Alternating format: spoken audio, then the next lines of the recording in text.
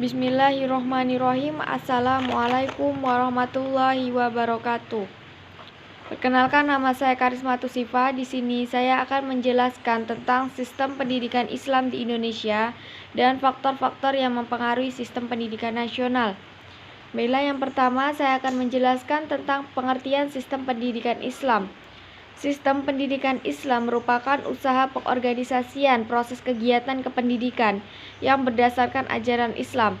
Ajaran yang berdasarkan atas pendekatan sistematik, sehingga dalam pelaksanaan operasionalnya terdiri dari berbagai subsistem, dari jenjang pendidikan dasar, menengah, dan perguruan tinggi yang harus memiliki vertikalitas dalam kualitas keilmuan, pengetahuan, dan teknologinya. Yang kedua ialah sistem pendidikan Islam di Indonesia.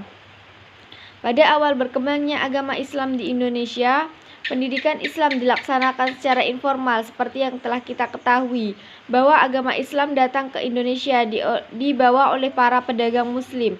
Sambil berdagang, mereka menyiarkan agama Islam kepada orang-orang yang mengelilinginya, yaitu orang yang membeli barang-barang dagangannya. Didikan dan ajaran Islam mereka diberikan dan perbuat dan suri tauladan. Pendidikan ajaran Islam secara informal ini ternyata membawa hasil yang sangat baik sekali dan bahkan menakjubkan. Karena dengan berangsur-angsur tersiarnya agama Islam di seluruh kepulauan Indonesia, mulai dari Sabang sampai Merauke, sistem pendidikan Islam mengalami perubahan sejalan dengan perubahan zaman dan pergeseran kekuasaan di Indonesia. Kejayaan Islam yang mengalami kemunduran sejak jatuhnya Andalusia kini mulai bangkit kembali. Dengan itu, pemerintah jajahan mulai mengenalkan sistem pendidikan formal yang lebih sistematis dan teratur, yang menarik kaum muslimin untuk memasukinya.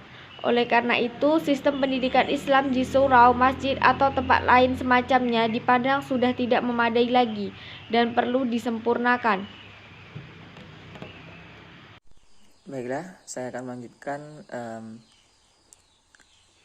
bagian C dan D. Yang C ada tempat-tempat pembelajaran pendidikan agama Islam. Ada beberapa tempat untuk pembelajaran pendidikan agama Islam, yaitu sekolah, madrasah, kemudian pondok pesantren. Yang keempat adalah faktor-faktor yang mempengaruhi sistem pendidikan nasional. Ada dua faktor yang mempengaruhi sistem pendidikan nasional, antara lain faktor secara langsung dan faktor yang mempengaruhi secara tidak langsung. Di dalam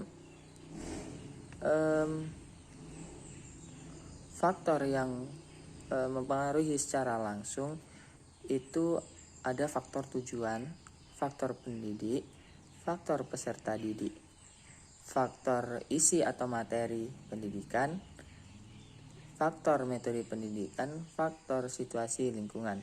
Kemudian faktor yang mempengaruhi secara tidak langsung itu ada faktor histori, kemudian ada faktor geografis, ada faktor kehidupan ekonomi, kemudian faktor politik nasional, kemudian faktor kehidupan agama, ada faktor kesukuan, ada tingkat kemajuan peradaban. Nah, mungkin hanya itu yang dapat saya sampaikan. Lebih dan kurangnya saya mohon maaf yang sebesar-besarnya. Saya akhiri. Wassalamualaikum warahmatullahi wabarakatuh.